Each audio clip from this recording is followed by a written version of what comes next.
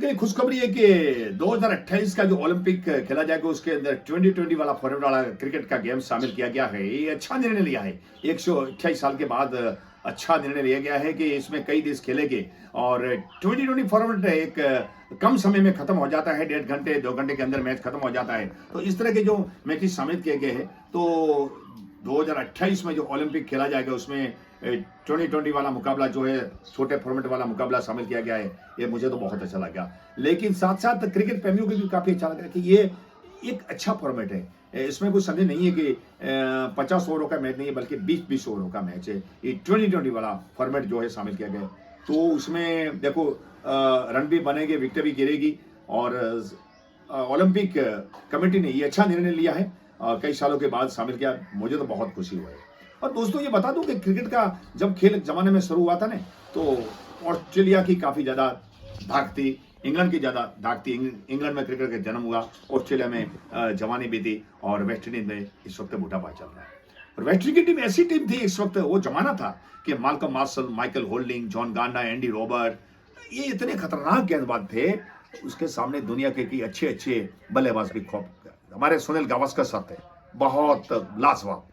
और दुनिया में ऐसा क्रिकेटर मैंने कभी देखा नहीं है कि बिना हेलमेट, केवल कैप लगा के Michael Holding, Malcolm Marshall, Andy Robert, John गार्डा, उनके सामने बल्लेबाजी करना कोई आसान काम नहीं है। 1971 में गावस्कर का पहला टूर था, ओपनिंग किया था उन्होंने बारबाडोस से, पोर्ट ऑफ स्पेन से। तो इतनी घातक गेंदबाजी कर रहे थे Michael Holding, Malcolm Marshall, Joel Garner, Michael Holding, ये खतरनाक गेंदबाज था। लेकिन जिस तरह उस जमाना था, और उस जमाने में प्लेयरों को मेरे ख्याल से बिल्कुल वेतन भी कम मिलता था, लेकिन वो जमाना कुछ अलग था। लेकिन आजकल क्रिकेट बदल गया है। आजकल देखो यंग जनरेशन ने खासतौर पर क्रिकेट आ गया है और पूरे वर्ल्ड के अंदर तकरीबन 20 कंट्री तो इस वक्त क्रिकेट खेल रही है। तो इसके बाद जो 1983 में कपिल देव के नेतृत्व में हम गए इंग्लैंड की धरती पर और लॉर्ड्स क्रिकेट ग्राउंड पर, ऐतिहासिक लॉर्ड्स क्रिकेट ग्राउंड पर, उस पर जिस तरह फाइनल मैच भारत और वेस्ट इंडीज के बीच में खेला गया, और किसी ने सोचा नहीं है भारतीय टीम 183 पर ऑल आउट होगी। 184 का टारगेट था, छोटा सा टारगेट। और उस वक्त वेस्ट इंडीज टीम के कप्तान क्लाइव लॉर्ड साहब थे। उन्होंने बोला कि हमारी तो पारी आएगी नहीं। मीडिया के सामने उन्होंने कह दिया था कि गॉर्डन गिनीज और डेस्मन हेंसी दोनों तगड़े बल्लेबाज, ये दोनों ही 184 का स्कोर खा जाएंगे। लेकिन बलविंदर सिंह सिंधु साहब ने क्या इन सिंगर मारी और गॉर्डन गिनीज को चलता किकलिंग बोल्ड किया। उसके बाद मदन लाल की थोड़ी फुल के शॉर्ट पिच गेंद को पुल करने की कोशिश की, विव रिचर्ड का कैच कपिल देव जो 15 गज भागते भागते लिया। उस वक्त में कमेंट्री में हालांकि ज्यादा समझ नहीं पा रहा था, कम समझ रहा था, लेकिन उसके बाद मेरे को भी क्रिकेट का चश्मा चढ़ा कि भी क्रिकेट एक क्या चीज है।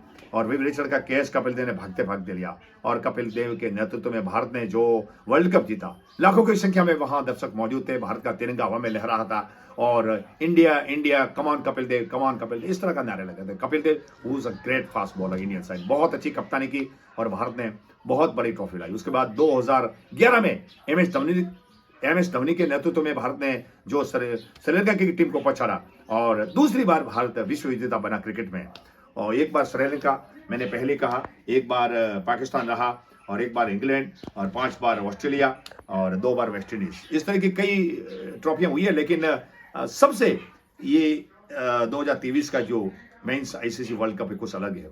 भारत की विकेटें ऐसी है कि कई बल्लेबाज जो नए आते हैं, खासतौर पर ऑस्ट्रेलियन से आते हैं, न्यूजीलैंड से, इंग्लैंड से आते हैं, साउथ अफ्रीका धरती से आते हैं, तो वहां क्या कि विकेटें थोड़ा 530 विकेट होती है। लेकिन हमारे इंडिया में थोड़ा डिफेंस है, क्योंकि यहाँ पाटा विकेटें बनती है, घास कम होता है, तो गेंद टप्पा खाने को आसानी के साथ बल्ले पर आ जाती है। तो 50 ओवर के अंदर हम 350 400 रन भी बना सकते हैं, लेकिन ये सब बल्लेबाजों पर। तो अच्छा चल रहा है ये वर्ल्ड कप और देखते हैं कि आगे आगे क्या होता है। हालांकि भारत के पास पूरा चांसेस है 2023 का आईसीसी वर्ल्ड कप जीतने का। जिस तरह भारत की टीम लाए ताल में खेल रही, कल ऑस्ट्रेलिया ने जिस तरह श्रीलंका को पछाड़ा 5 विकेटों से, और हालांकि एक वक्त ऐसा था कि 24 पर ऑस्ट्रेलिया ने 2 विकेट गंवा दिए थे, लेकिन उसके बाद अच्छा कमबैक किया और मिचेल मार्श ने शानदार 51 रन बनाए 52 गेंदों में, बेहतरीन। उसके बाद जिस तरह बल्लेबाजी की उनके विकेट कीपर ने लाजवाब, और बहुत अच्छी बल्लेबाजी कल रही ओवरऑल देखा जाए तो ऑस्ट्रेलिया की। और मिचेल स्टार्क ने अच्छी गेंदबाजी की और पैट कमिंस जो टीम के कप्तान हैं उन्होंने अच्छी गेंदबाजी की, और खासतौर पर जो एडम जंपा लाजवाब। 47 रन देकर उन्होंने 4 विकेट झटकाए। काबिल तारीफ गेंदबाजी की, उसका कोई जवाब नहीं है। कल अच्छा ग्रिप मिल रहा था, अच्छी गेंद टर्न हो रही थी और सही टप्पे पर गेंद कल उन्होंने डाली और इस तरह श्रीलंका के 4 बल्लेबाजों को चलता किया। 124 पर कोई विकेट नहीं था, लेकिन 80 रन बनते बनते श्रीलंका की पूरी टीम एक ताश के पत्तों की तरह ढह गई और 210 का टारगेट ऑस्ट्रेलिया जैसी मजबूत टीम के सामने रखा और 35.2 ओवर में ये टारगेट पूरा किया और 5 विकेटों से बहुत बड़ी जीत की और इस तरह अंक तालिका में ऑस्ट्रेलिया ने अपना खाता खोला।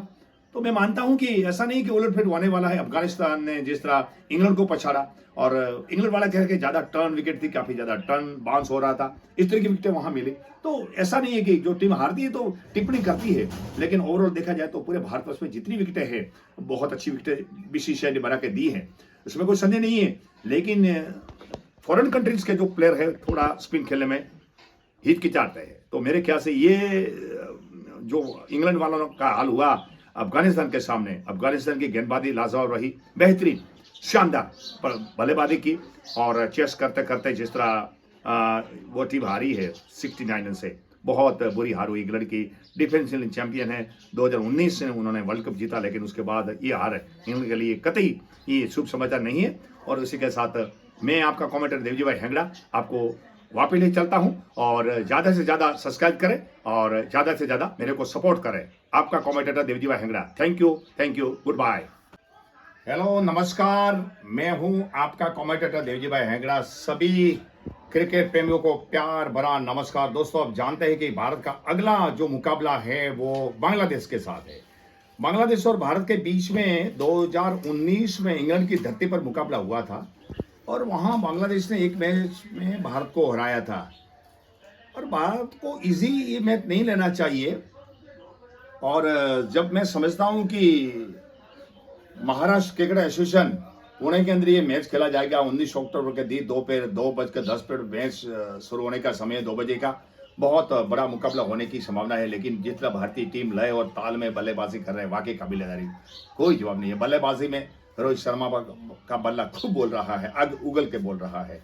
विराट कोहली एक स्टार बल्लेबाजों में गिनती होती है, लाजवाब परफॉर्मेंस दे रहे हैं। शुभमन गिल आने के बाद तो भारत की बैटिंग लाइनअप काफी मजबूत हो गई है और श्रेयस साहब बहुत अच्छे लय ताल में है। लास्ट मैच में पाकिस्तान के विरुद्ध उन्होंने शानदार अर्धशतक जमाया और उसके अलावा जो भी बल्लेबाज हमारे केएल राहुल है विकेट कीपर, कीपिंग करने के बाद जो बल्लेबाजी करते हैं उसका कोई जवाब नहीं है। रविंद्र जडेजा बहुत अच्छे फॉर्म में चल रहे हैं, वो भी अच्छी गेंदबाजी और अच्छी बल्लेबाजी कर रहे हैं। तो बाकी के बल्लेबाजों को 6-7 नंबर की हमारे पास बल्लेबाजी है, लेकिन गेंदबाजों ने कमाल की गेंदबाजी की, उसमें कोई संदेह नहीं है। जिस तरह गेंदबाजों ने भारतीय विकेटों पर गेंदबाजी की है, फायदा उठाया है। हालांकि भारत की विकेटें यहाँ पे जितनी बनाई गई है वो पाटा विकेट है, फ्लैट विकेट है, गेंद टप्पा खाने के बाद कई बार धीमी गति से आती है। तो यहाँ पे जो एक नेचुरल स्वभाव होता है गेंदबाजों का, तो भारत के तीनों स्पिन गेंदबाजों ने, खासतौर पर रविंद्र जडेजा और कुलदीप यादव ने कमाल की गेंदबाजी की है और जसप्रीत बुमराह साहब का तो कोई जवाब नहीं है। और बांग्लादेश के बल्लेबाजों को संभाल के जसप्रीत बुमराह को खेलना पड़ेगा और मोहम्मद सिराज कमाल की गेंदबाजी करे। 140-145 के आसपास जसप्रीत बुमराह और मोहम्मद सिराज गेंदबाजी कर रहे हैं, अच्छे वेदम में है, अच्छे लय ताल में, अच्छे टच में है। उनको पता है कि गेंद को कहाँ टिपा खिलाना है, उस भली बात जानते हैं।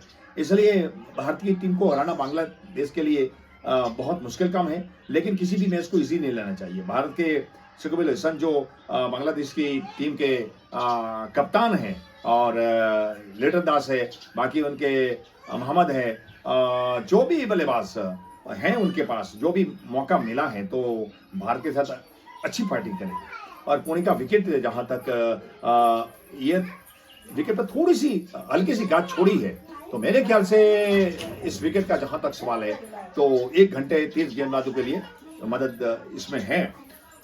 तो उसके बाद बल्लेबाजों के लिए आसान हो जाएगी। लेकिन मैंने कई बार देखा इस विकेट का नेचुरल आउटफील्ड काफी तेज है, लंबी बाउंड्री है, ऑन साइड में 70-75 मीटर की बाउंड्री है, थर्ड मैन पर थोड़ी छोटी बाउंड्री है और फाइन लेग पर थोड़ी छोटी बाउंड्री है। देखते हुए टॉस जीता और अगर बल्लेबाजी करने का मौका मिलेगा तो 300 से ऊपर 280-290 रन बन जाए तो बेहतर रहेगा। अगर बांग्लादेश टॉस जीता है तो बांग्लादेश पहले गेंदबाजी चुनेगा, अगर भारत टॉस जीता है तो भारत भी पहले गेंदबाजी चुनेगा। ये मेरा अपना विचार है। जो भी है 19 अक्टूबर भारत और बांग्लादेश के बीच में अगला मुकाबला है, देखते हैं हमारे श्रोताओं को किस तरह लगता है।